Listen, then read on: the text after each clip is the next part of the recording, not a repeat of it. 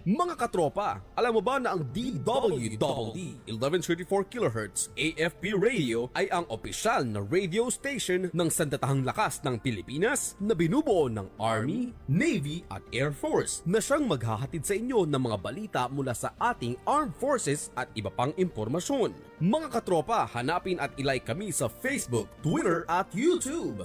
DWDD AFP Radio, ang boses ng Kawal Pilipino.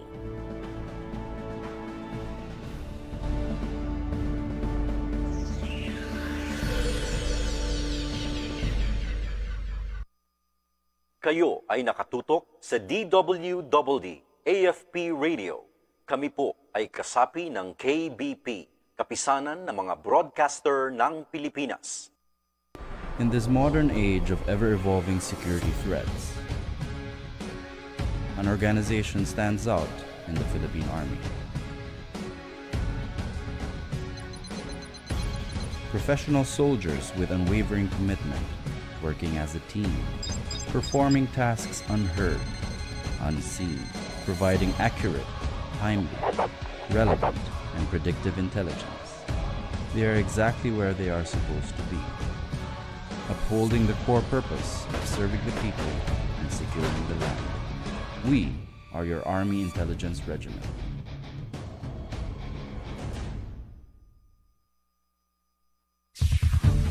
Ito ang DWDD 1134 kHz AM.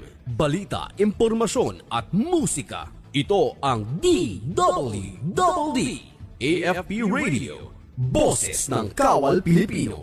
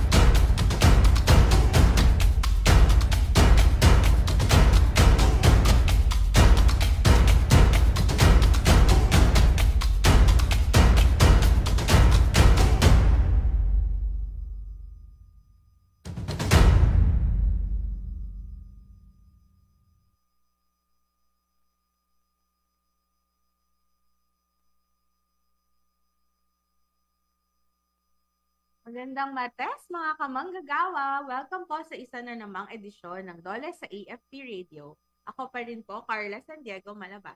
Ako naman po si Team Laderas. Sama-sama nating talakayin ngayong umaga ang mga napapanahong balita at impormasyon tungkol sa paggawa at empleo sa ating bansa.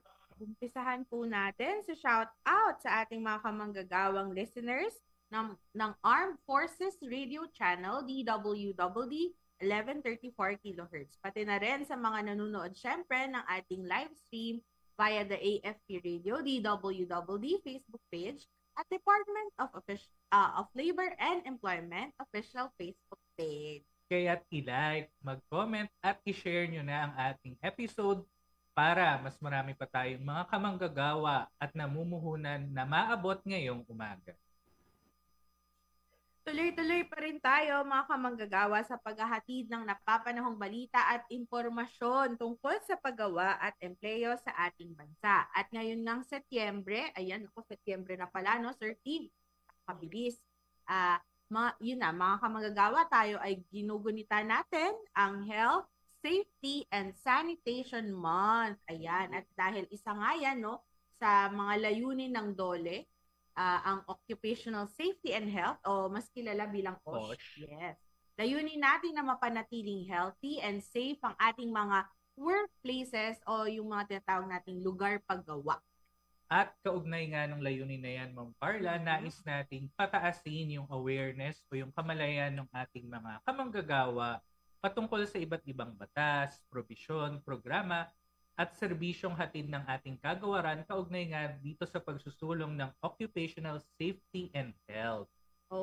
Isa yan, Sir Tim, no, dun sa talagang binabantayan natin sa DOLE. In fact, alam ko no, nung ating mga namumuhunan o yung ating mga business owners, nakasama yan kapag nag-i-inspect tayo sa labor inspection ng DOLE. At dahil nga dyan ay napapanatili natin or nabibigyan natin ng access yung ating mga kamanggagawa sa safe and healthy workplaces. At syempre, tulong yan ng ating mga partners sa mga accredited training centers na nagbibigay no, ng mga occupational and safety and health trainings na bibigay sila dyan.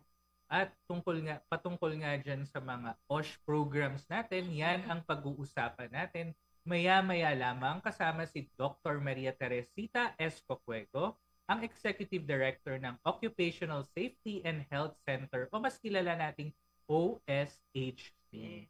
Mamaya po yan sa ating DOLE in Focus segment.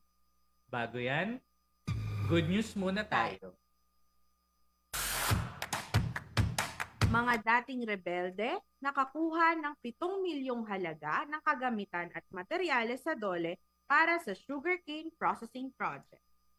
Katuwang ang pamahalaang lungsod ng Iligan sa Isabela at Armed Forces of the Philippines o AFP, nagbigay ng malaking tulong ang Department of Labor and Employment, Isabela Field Office sa mga dating rebelde at maliliit na magtatanim ng tubo sa pamamagitan ng 7 milyong pisong halaga na kagamitan at raw materials para sa kanilang sugarcane processing project. Layunin ng programa na mapabuti ang kalagayang pinansyal ng mga magtatanim ng tubo at ang kasalukuyang proyektong pangkabuhayan at upang mapataas din ang kanilang kapasidad para sa sugarcane processing. Sinusuportahan din nito ang peace-building efforts ng pamahalaan sa pamamagitan ng pagpapabilang ng mga dating rebelde sa mainstream society o tipikal na lipunan upang mabuhay sila ng normal at mapayapa. Ang Sitio Lagis Farmers and Fisherfolks Association ay isang lokal na organisasyon sa Isabela na nakikibahagi sa iba't ibang aktibidad ang pang-agrikultura sa mapanghamong sitwasyon ng isang lugar na nahikayat ng mga dating rebelde na napabilang sa New People's Army infested zones. Ang asosasyong ito ay nagpakita ng katatagan at kakahayahang umangkop sa pamamagitan ng paglahok sa iba't ibang mga aktibidad pangkabuhayan upang mapanatili ang mga miyembro nito at makapag-ambag sa lokal na ekonomiya.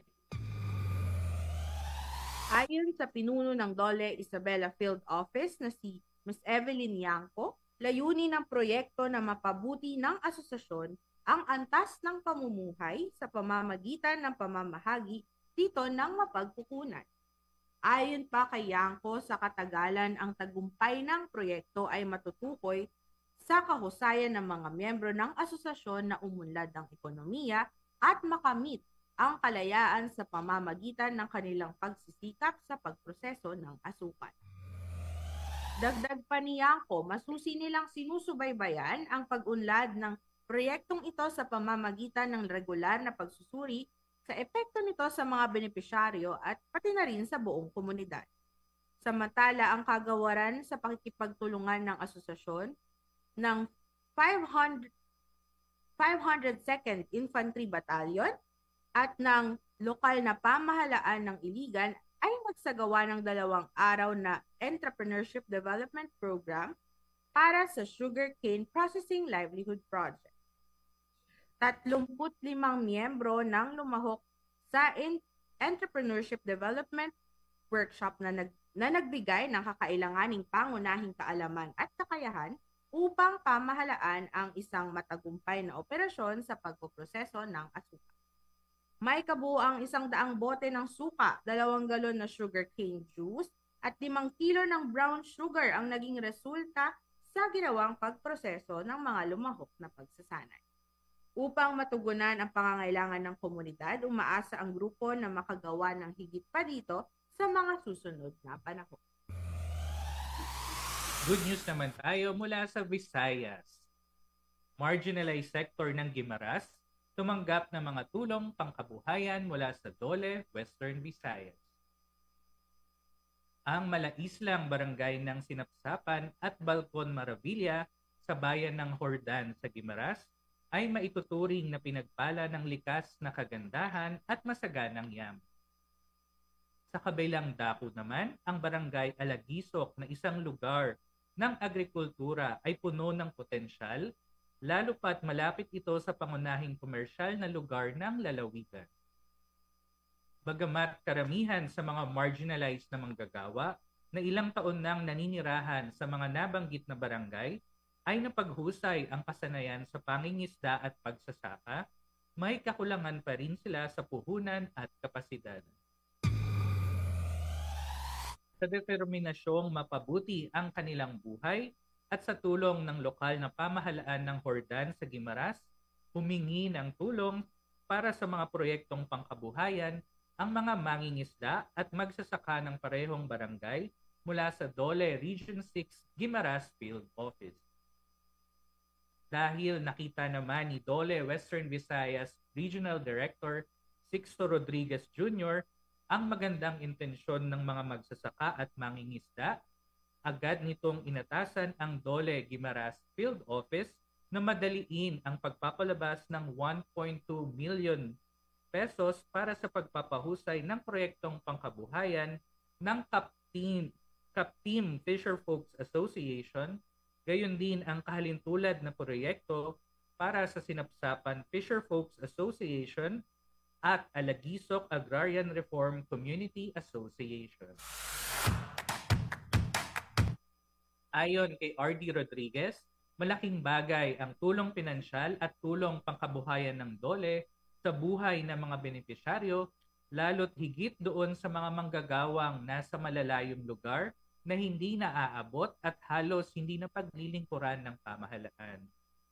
Dagdag ni R.D. Rodriguez na mandato ng Dole na pumunta sa mga grassroots level o barangay at magbigay ng tulong upang mapabuti ang kalagayang pangkabuhayan ng mahihinang sektor. Ang Capteam Fisherfolks Association mula sa Barangay Balcon, Maravilla na may 32 miyembro ay tumanggap ng karagdagang tulong ng mga supply sa pangingisda na nagkakahalaga ng 300,000 piso. Ito ay kinabibilangan ng mga fishing gears, oil at lubricants, gill nets at engine spare parts.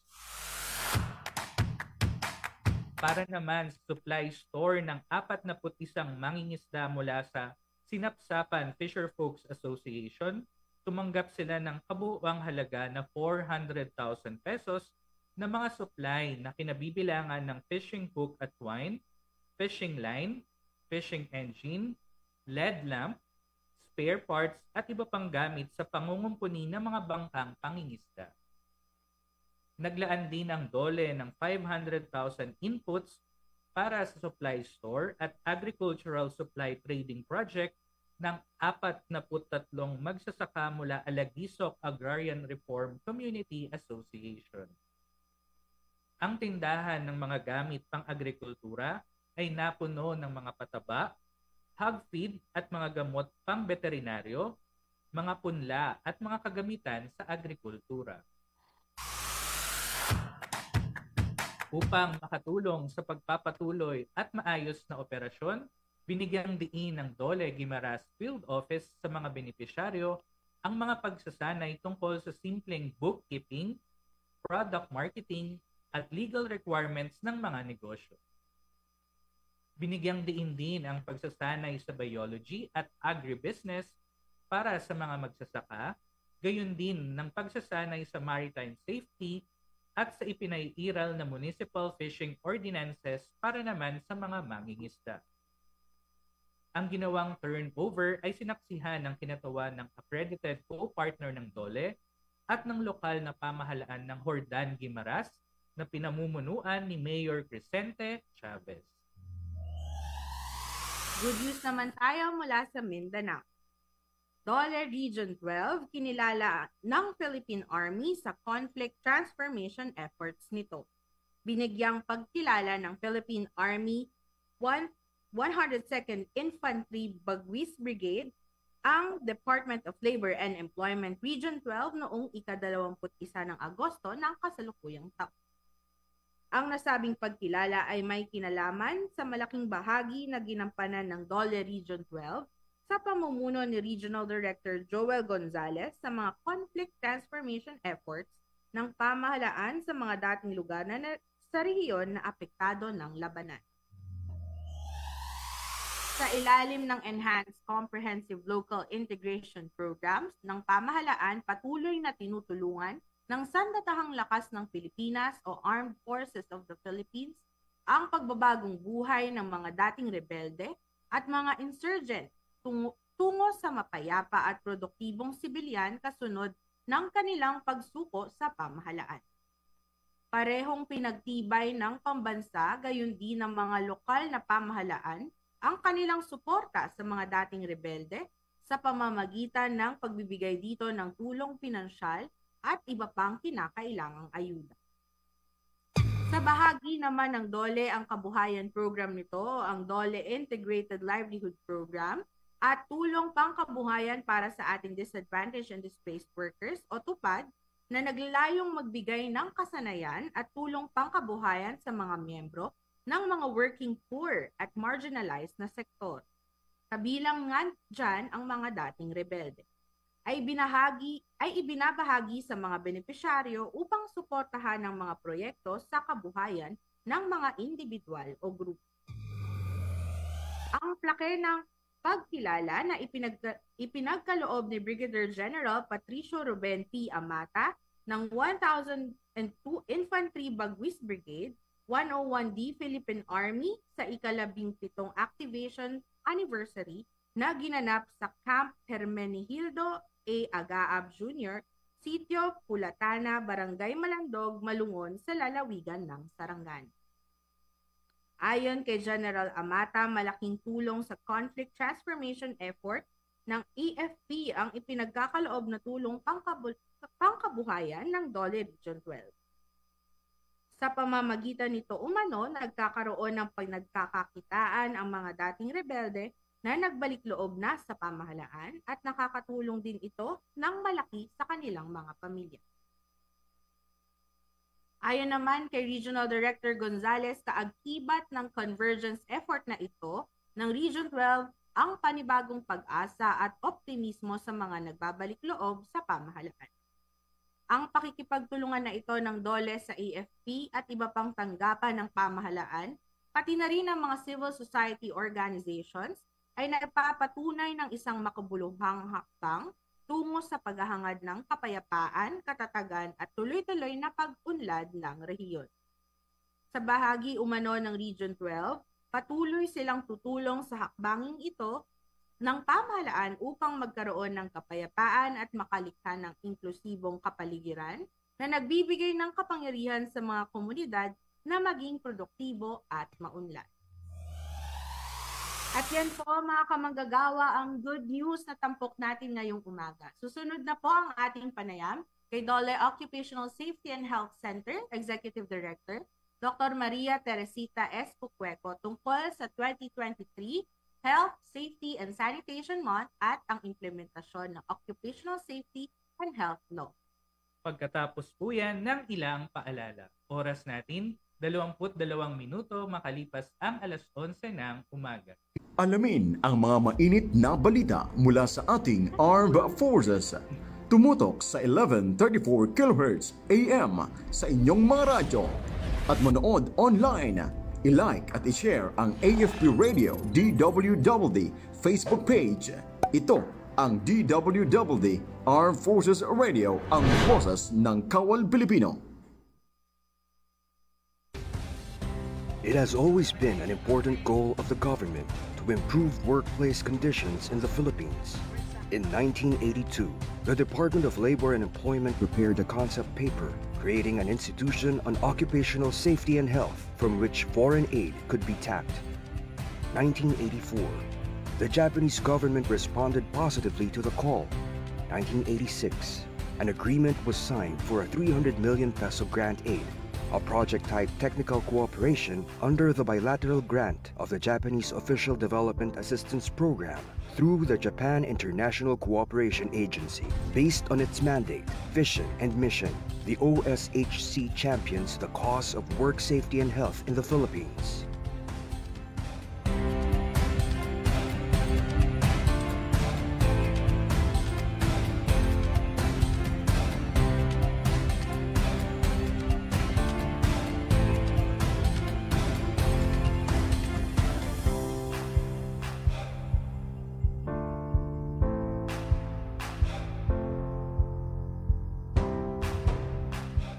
Programs to promote health and safety of workers are carried out through the following.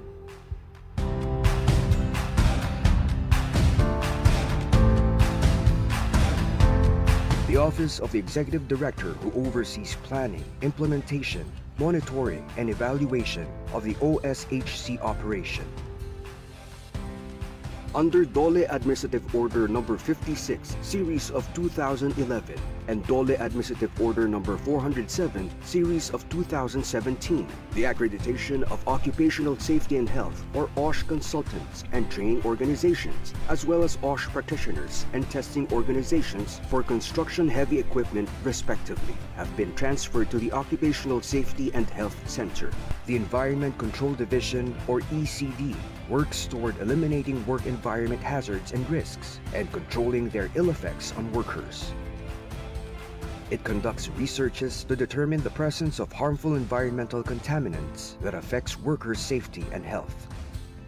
The Safety Control Division conducts continuing studies, researches, safety audits, and technical inspections in work sites, with emphasis on hazardous machines, processes, and operations.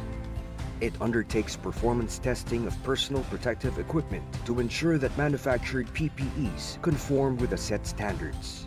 The Training and Public Information Division, or TPID, plans, organizes, and conducts OSH training for a broad range of clientele. The TPID also maintains a library with an exclusive collection of books, journals, researches, and materials on occupational safety and health, which aid researchers and students pursuing studies related to OSH. TPID develops various training modules and conducts information dissemination activities. The Health Control Division conducts scientific researches on occupational health and formulates medical surveillance programs to assist enterprises in the early detection of occupational diseases.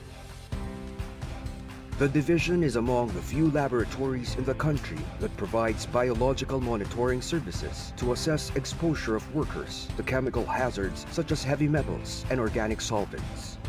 OSHC also prides itself in its valuable contribution to policies that promote workers' welfare. In fact, DOLE has issued department orders, labor advisories. Also, the OSHC was part of the technical working group that provided technical inputs for the crafting of Republic Act 11058, an act strengthening the occupational safety and health standards and providing penalties for violations thereof, which was signed by President Rodrigo Roa Duterte on August 17, 2018, that proves to be beneficial to its causes. Serving as the centerpiece programs of OSHC on increasing awareness and strengthening commitment to safer and healthier workplaces nationwide are these two major events which are held every 2 years. Gawad Kaligtasan at Kalusugan, or GKK, is a national award given by the Department of Labor and Employment to companies and individuals with outstanding achievements on work safety and health. The National Occupational Safety and Health, or NOSH Congress, a venue for exchange of experiences and news trends on OSH. Ligtas ang maingat is not just a hashtag for OSHC, it's a way of life for the people, for the workers, and for the nation.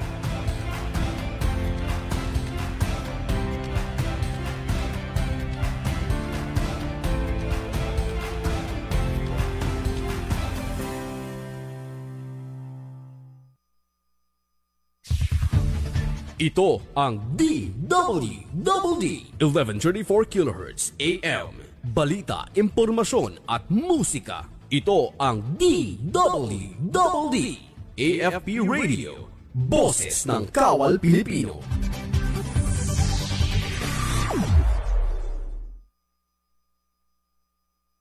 Nagbabalik po tayo dito sa Dole sa AFP Radio. Ginugunita natin ngayong Setyembre ang Health, Safety and Sanitation Month. At kaugnay nga ng obserbasyong yan, nais nating pataasin ang kamalayan at syempre i-share na rin sa ating mga kamanggagawa ang mga iba't ibang programa at serbisyo ng pamahalaan, partikular na ng DOLE alinsunod sa healthy and safety provisions ng ating labor code o batas paggawa. At para tulungan tayong himayin ang usaping yan, muli nating makakasama ngayong umaga si Occupational Safety and Health Center Executive Director, Doc Maria Teresita S. Cocueco. Magandang umaga, Edites! Magandang umaga, Tim and Carla, at sa lahat ng mga nanonood na nakikinig ngayon sa DWD. Tama? Yes po, Edith. Thank you po sa good morning po. Sa aming imbitasyon, Edites. At diretso na po tayo dun sa ating topic for the day. Ayan. So tuwing buwan po ng Setyembre, Edi, atin pong ipinagdiriwang ang Health, Safety and Sanitation Month. Ano po ba ang kahalagahan ng nasabing okasyon na ito? At ano po ang layunin nito, lalo na para sa ating pong mga kamanggagawa? Alam mo, importante talaga ang safety and health kasi ito ang, kumbaga, ang esensya ng ating pagtatrabaho, na patuloy ang ating pagtatrabaho sa isang lugar na tayo ay ligtas, na hindi mako-compromise ang ating kalusugan, at alam natin na yung lugar na yon, itong workplace natin, ay hindi tayo natatakot sa mga panganib. Kung meron man talaga yung mga alam natin may mga hazards na pwede mangyari, may protection po tayo. At alam din natin na meron tayong magagawang protection sa sarili natin para matuloy-tuloy ang ating ligtas at kalusugan, na yan naman ang talagang importante para sa atin na lahat at para sa ating pamilya. So, itong pagpapalawak ng ating kamalayan sa ating kaligtasan at kalusugan ay napaka-importante. At itong buwan na to, i-emphasize lang natin yon. Parati nating sinasabi, yung importansya ay para sa buwan na to, at actually, dapat araw-araw. Alam po natin lahat yan. Okay, so tama yung sinabi ni Edith 13, na napakaganda na pag pumunta tayo dun sa ating lugar paggawa, alam natin na tayo ay safe at hindi may endanger yung ating sarili dahil naghihirap na nga tayong magtrabaho, di ba? Tapos meron pa tayong ganoon na iniinda, ay medyo ayoko na lang pumasok, di ba? Kailangan pabawasan yan sa stress kapag alam mong safe ka sa iyong work. Ganda ng sinabi ni Edith. Diba? Yes, Edith. Just yung nung COVID, ilang beses tayo natakot, di ba? Talaga na nung umpisa na pumasok. Kaya nga yung work from home ay naging napaka-importante. Yeah. Pero ngayon na at least alam na natin, nandito na tayo sa puntong wala na tayong mask. Di ba? Balik normal na po. Oo. Kasi nandun. At marami naman ang pangyayari. Kaya na we are at this point yung pagbabakuna, yung pagsusunod pa rin naman sa mga safe and healthy protocols. Parati naman natin sinusunod pa rin naman yon. Nasanay na lang tayo, Edie. Oo. Alam natin na pwede na tayong pumasok. Di na tayo matatakot maski wala ng mask. Alam na rin natin na kung magkaroon na tayo ng, kasi ako, na-COVID na ako na 5 beses, may iwasan na hindi na talaga, hindi na yung napakapanganib at yung grabe-grabe. Dahil, syempre, yung pagbabakuna naman was really a game changer. At kumpleto na tayo ng protection, diba? Syempre. Oo. Hindi sa visa po ng Proclamation 115-A Series of 1966, idineklara nga po yung buwan ng Setyembre bilang Health, Safety and Sanitation Month. At ito po ay para paigtingin yung pagpapatupad ng health and safety sa mga workplaces. Ay ipinasa nga po yung Republic Act naman 11058 pakibahagi naman po sa ating mga taga-subaybay yung mga mahalagang probisyon ng naturang batas na dapat po isaalang-alang ng mga employer patungkol po sa usapin ng occupational safety and health. Yung sinabi niyo po, yung Republic Act 1158, yan yung Oslo. So by itself, ito yung nagbibigay ng katibayan na lahat tayo ay magkakaroon ng isang ligtas at healthy or lusog na lugar na paggawa, at ang ating mga manggagawa ay dapat napoproteksyonan. So ano ang mga nandun? Unang-una tingnan natin yung coverage, kasi nasa jurisdiction to ng DOLE, so yung lahat ng workplaces, especially the private workplaces, are really covered.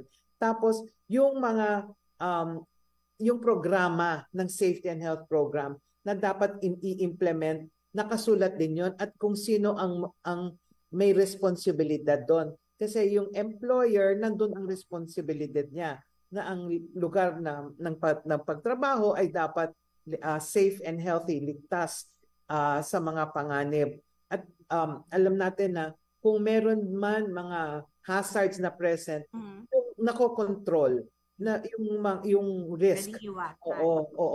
Yung mga lahat ng paraan para hindi magkaroon nitong mga sakit at panganib ay dapat nandun sa lugar ng paggawa din na yon, So tapos yung pagbibigay ng impormasyon sa lahat ng workers, that is very important, kasi dapat alam nila kung ano yung mga gagawin nila, yung hahawakan nilang mga tools, yung mga chemical, kung meron mga materyales, at kung paano nila proteksyonan ang sarili nila. At nasa responsibilidad ng employer na magbigay nitong tinatawag na personal protective equipment or PPE. So, lahat po yan. At okay, marami kasi yung safety officer na dapat nakatalaga sa isang lugar. At yung siya yung may kaalaman nilang safety officer, pati mga health personnel, at sila yung may mga may competence, sila yung taong mga mag-develop ng safety and health program, nandun din dapat po sila sa lugar ng paggawa. May mga signages din if needed para alam ng mga workers at mga public na may panganib pala dito. Hindi dapat kami basta-basta lang pumasok sa isang lugar o sa construction, iiwasan nyo yon. Tapos sa mga workers, may makarapatan din sila. Meron silang rights to the information, right to training, yung binibigyan na dapat awareness, right ho din nila yon. And meron din right to refuse on a limited unsafe work. Kasi kung ang isang lugar na paggawa ay talagang magdudulot na, tulad ng may mga makinaryang umiinit na at pwedeng magkaroon ng aksidente, meron ho silang karapatan na sabihin, teka muna, nasaan ba ang safety officer bago kami pumasok dyan? Kasi baka naman unsafe na yan at ang kalusugan naman namin, yung buhay nila actually ang nakataya doon. So may mga ganon na mga rights ang mga workers. And at the end of the day, you will see penalties. Kung hindi susunod ang may responsibilidad para bigyan nitong mga yung mga detalyeng nakasaad sa batas, may penalties po yan. So, yun ang essence po ng Republic Act at ang Department Order ng DOLE na yung implementing rules ay ang DOLE Department 198. Ako, napaka-informational nung sinabi, no? Ni Edites. Ayan, isa po dun sa inyong nabanggit, no, na provision dun sa ating Republic Act, yung pagkakaroon po ng safety officers sa ating mga lugar paggawa. Himayin lang po natin ng konti itong impormasyon na ito dahil marami po, no, sa ating mga kamagagawa, pati na rin sa mga namumuhunan yung nais malaman. Ilan po ba ang dapat na bilang ng safety officers sa bawat pagawaan, at ano rin po ba yung kwalifikasyon ng isang safety officer po, ED? Okay. Ganito yan. Depende sa lugar ng paggawa. Kasi tinitignan natin yung numero ng empleyado na nandun at saka yung klasifikasyon ng panganib. Kasi lahat ng lugar na paggawa, mas, ayaw man natin nangyari yon. May mga hazards talaga. Like, pwedeng madulas, di ba? So, may mga safety hazards yun. So, ang importante doon, gaano ba kataas ang panganib na pwedeng magkaroon ng aksidente o sakit? So, number one, sabi ko sa numero, ang micro establishments, less than 9, meron tinatawag na safety officer level 1. Ito, when I talk about the different levels ng safety officers, nandun na kasi ang kasanayan, yung training na nakaakibat doon. So, alam natin na less than 9, so micro po ito, ang kanilang trabaho naman doon ay hindi kasing complex o sophisticated at yung mga makinarya nila ay hindi, yung operations is not as difficult sa mga medium or large. Kaya 8 hours training with 2 hours TOT ang training ng safety officer level 1 sa micro. Taasan na natin to, at saka low risk. Yung low risk, yung nasa tindahan, na ang panganib lang ay malamang kung hindi maganda ang paghawak o pag-ayos ng lugar ng paggawa, baka madulas, may maipit. So the risk of an accident is low. Ngayon, taasan na natin yung medium and high risk, and dumadami ang mga empleyado. Ang safety officer level 2 ay nandun na po usually sa small na high risk, and then of course medium,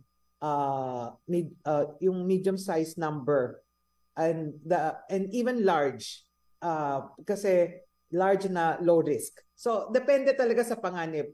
Ngayon, kung talagang marami na ang numero ng mga empleyado at mataas na rin ang panganib, nandun na yung safety officer level 3.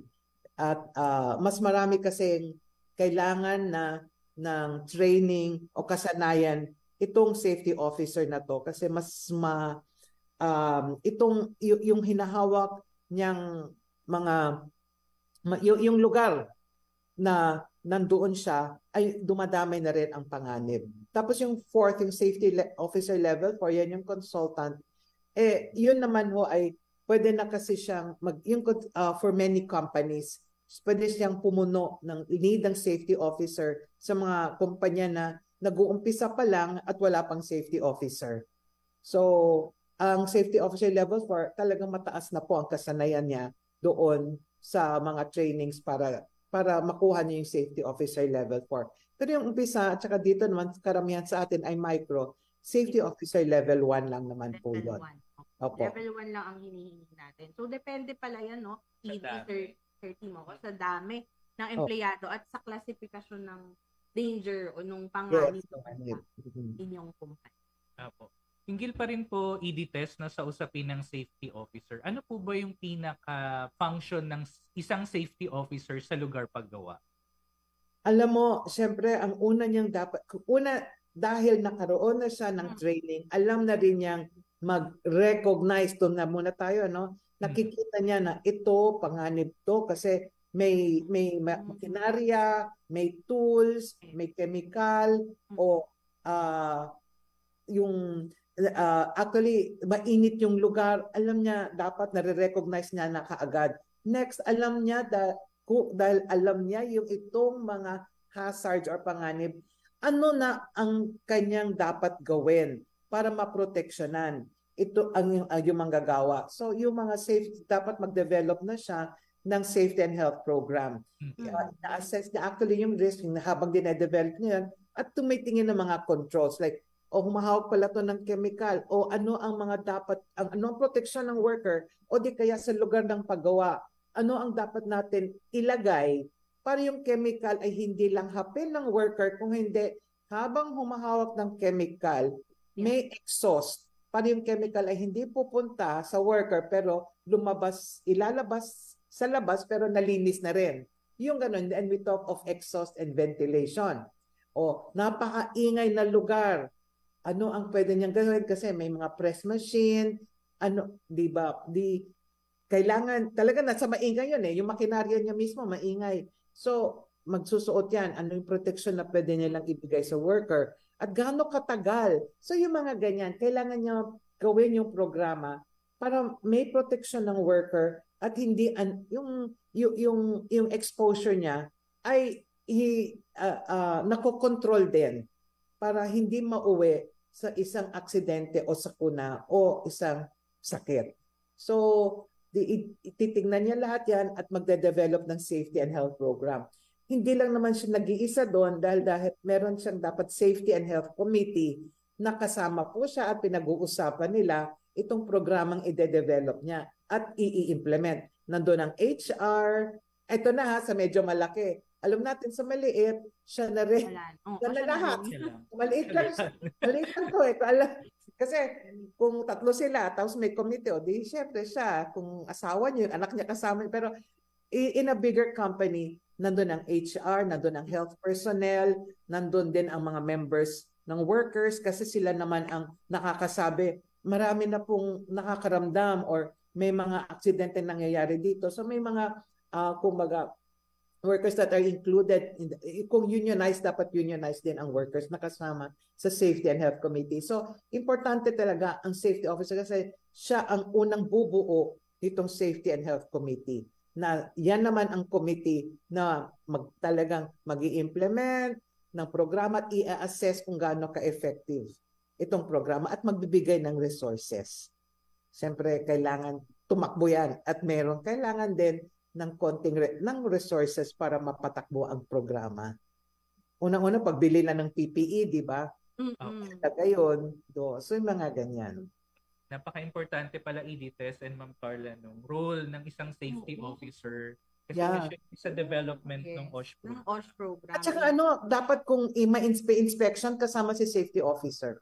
Kasama din. Oo, kasi siya yung nakakaalam kung ano yung standards at pati yung mga programa na ginawa nung kumpanya to address yung yung pagsunod dun sa standards na yan. So, thank you po sa pag-share niya, Edith. Alam ko sana marami nung nakikinig sa atin ng mga employers. At isa nga po dun sa nabanggit nyo kanina, Edith, yun pong iba't iba na kasanayan na meron dapat yung ating mga safety officers. At very importante nga po dyan na meron silang training. Ayan. So, Edith, share naman po natin sa ating mga kamanggagawa o pati na rin po sa mga namumuhunan na gusto rin mag-train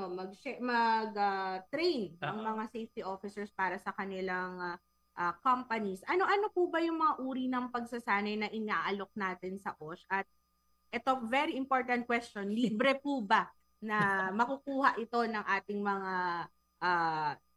nais po magsanay?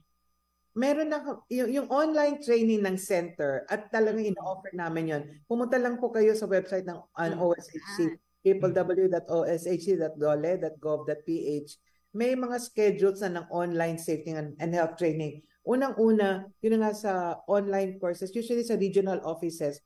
Pag online po yan, libre po yan. Yeah. So, yung 40 hours, yan yung basic, yan yung mandatory. Itong sinasabi ng batas na lahat ng mga safety officers, meron itong 40 hours basic safety and health training or construction safety and health training kasi sa construction yon or maritime safety kasi sa maritime po yan, meron po yan. Yung maritime wala ho kaming online nun kasi we may mga ibang maritime agencies that would give this or its equivalents. Pero yung Bosch at yung construction center po yan, you just go through our website, mag-enroll po kayo doon. Mabilis lang po sana kayo kasi mabilisan at libre nga po yan. Online. I mean, it's really online. Yung we are trying to also start face-to-face na libre. Pero meron kasi yung oras namin sa online lang ubos-ubos na kasi ang dami po niyan pati sa reports. Oo. But we are also starting to start providing yung mga face-to-face courses na rin po. Meron naman yung kung face-to-face may mga partners naman ho kami like yung mga OSHNet na for a minimum fee dahil nga sa meals kasi 5 days po to 40 hours. So 8 hours a day times 5 days is 40 hours. So libre naman po ang meals doon at materials. So for a minimum cost yung aming partners with the OSHNet regional safety and health networks, they can also access that. Tapos alam ko may private, yung basta accredited po ha, ito importante. Accredited Safety Training Organization, pwede din ho sila mag-enroll doon. Depende na ho. Yung mga iba, they also have very minimal fees, pero yung mga iba, dahil they even have speakers internationally, we leave it up to them, medyo mas mataas. Pero yan yung basic po, yan yung mandatory. Marami pa, like from the Center for Safety, meron kaming welding safety, scaffolding safety, na kailangan din, pati accident investigation. Sa health, meron ho din kaming yung drugs assessment team training, yung sa lifestyle, sa mental health. Nandun ho yun. You can take a look at that. And usually, nandun na rin yung fee, but at the most, it's really minimal, but some really, most of them are really provided for free. Tapos magsa-start, I think we already started ito ng tatawag ng mga OSH Learning Academy, na lahat ng kurso po doon, they just access this so that they can also get the needed training. Nandun na rin ho yung SO1 na libre. So, yung listahan na yan, no? Lahat yan ay maa-access po ninyo doon sa osht.dole.gov.ph. Yes po. I-test bukod po doon sa mga trainings na inyong ibinibigay, ano pong mga hakbang pa yung ginagawa o gagawin pa po ng inyong tanggapan para patuloy pong maiangat at maisulong yung mga programs and services po natin patungkol dito sa occupational safety and health? Yung advocacy naman talaga namin ay tuloy-tuloy lang. Every time, lahat ng requests, at ngayon ang dami talaga sa public sector, asking for orientation, training, awareness, lahat ho yan pinagbibigyan ho namin lahat yan. Then, for the general public, yung tatawag namin National Safety and Health Congress, na may mga speakers, it's like a convention. This month, we will have it at the end of the month, to the convention, updates on safety and health, yung mga best practices na na-announce na namin. So those who can attend, we have an online attendance para mas malawak ang reach. Online naman to, pero meron din face-to-face, pero we are limiting it because medyo, syempre, kalalabas lang ho natin sa COVID as an emergency. So we're also being very careful. But then it is online, reaching thousands of workers. That is something that we will always promote. And then yun na nga yung Learning Academy so that anybody can access this. And we're also continuing to always work with our colleagues in the DOLE, like sa labor inspection training, para yung mga makakapagbigay din kami ng dagdag ng training sa ating mga labor inspectors, like sa accident investigation. And we continue to support other programs of the DOLE for their safety and health needs. So, hindi lang actually DOLE, even like I said earlier, even other government agencies. So, yun. And then finally, in terms of incentivizing, meron kaming tinatawag na award system for safety and health, yung Gawad Kaligtasan at Kalusugan, where we invite the GKK, all workers everywhere. At iba-iba naman ang kategorya, kaya hindi naman kasi kung gagamitin natin yung paghihigpit sa large at sa micro, kawawa ang micro, di ba? Basta meron magandang programa at walang violation, nagko-comply naman. Meron mga awards na po yan. And in the last GKK, tinaasan na rin ho namin ang may financial award. Di ba? Kaya sa ating mga safety officers, no, tsaka mga HR personnel na rin, no, pwede kayong mag-attend dun sa nasabi ni EDTES na Congress para mas mapataas nyo pa yung inyong learning, knowledge, and about doon sa ating occupational safety and health. Alam mo, yung mga regional offices namin, they also have webinars.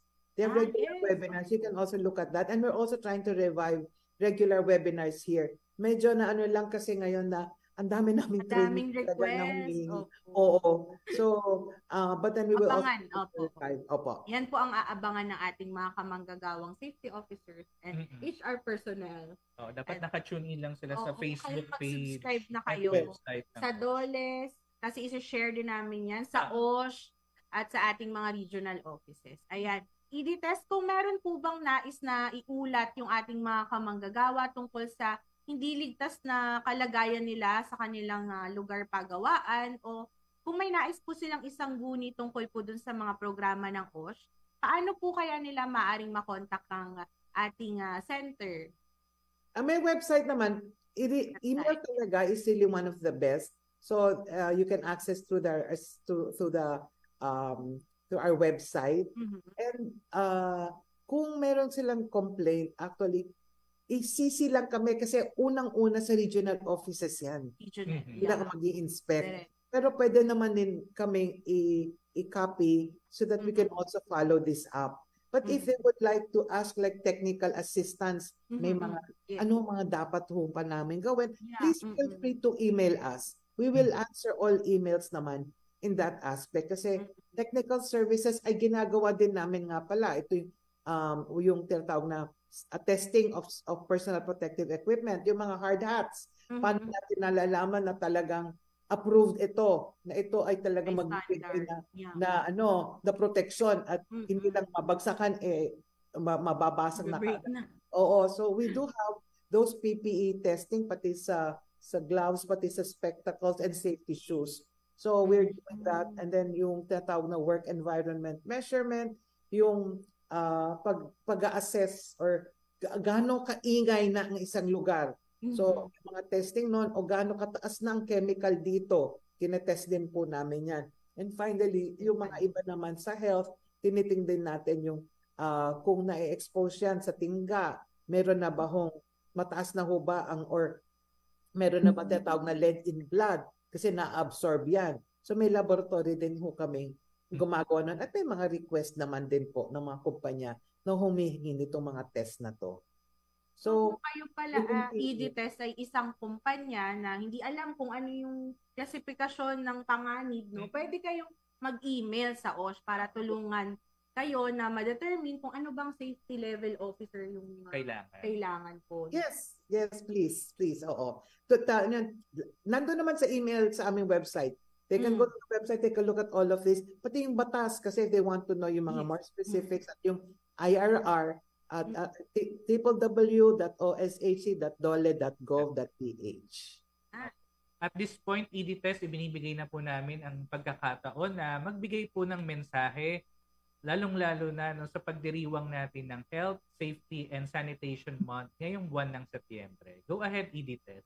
Oo. Sa lahat ho ng ating mga nakikinig ngayon, nanonood, alam naman po natin kung gaano kahalaga ang ating kaligtasan at kalusugan. Lalo tayo, lahat ay trabahador, lahat ho tayo ay manggagawa.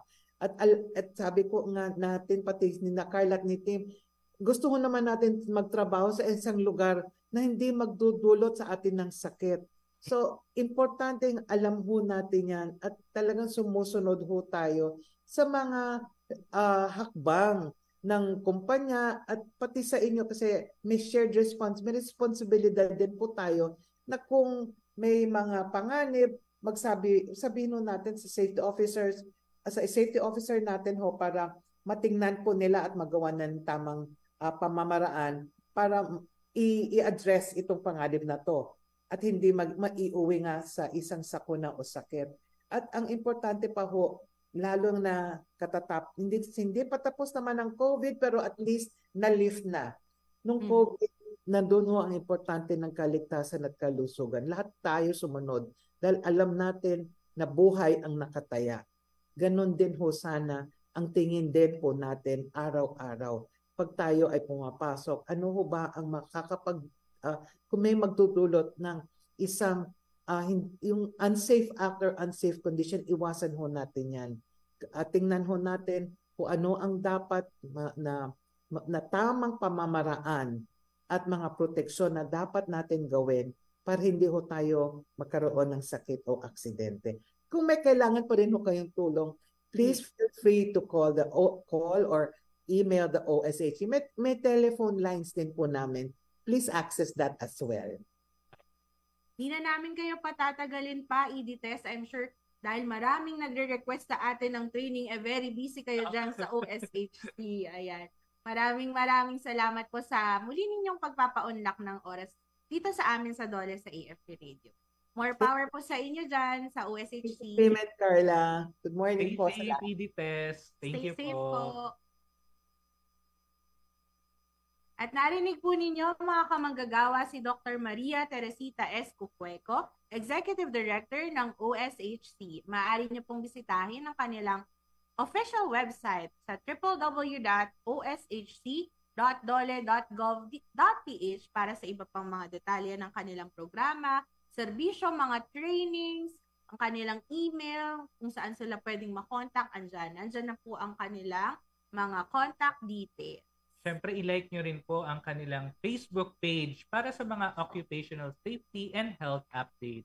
I-type nyo lamang po ang Occupational Safety and Health Center sa inyong mga search bars. Siyempre, para pa rin po sa iba pang mga reklamo or labor-related na questions, bukas po ang aming hotline 24/7, Dole 1349. I-dial nyo lang po yun sa inyo, mga telepono. At pwede rin po kayong kumontak sa aming bagong mobile hotline number. Bago na po yan, mga kamanggagawa, 0931-066-2573. Lunes hanggang Biyernes, alas 8 ng umaga hanggang alas 5 ng hapon.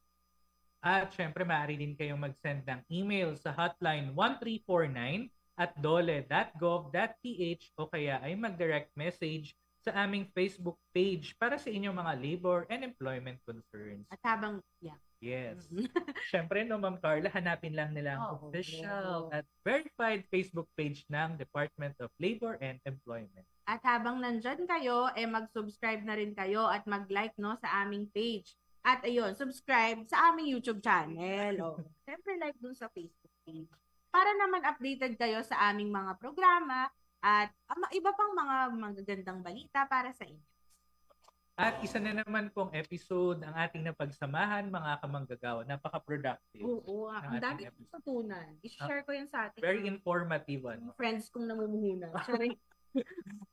Hanggang sa susunod na Martes, isa na naman pong programa ng Dole ang ating tatalakayin dito pa rin sa Armed Forces Radio, DWWD 1134 kHz at Dole Official Facebook.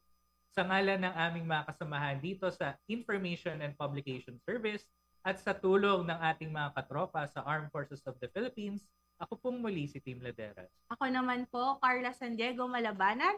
Tutok po ulit kayo sa susunod na Martes para sa iba pang mga programa at serbisyong hatid ng Dole sa bawat manggagawang Pilipino.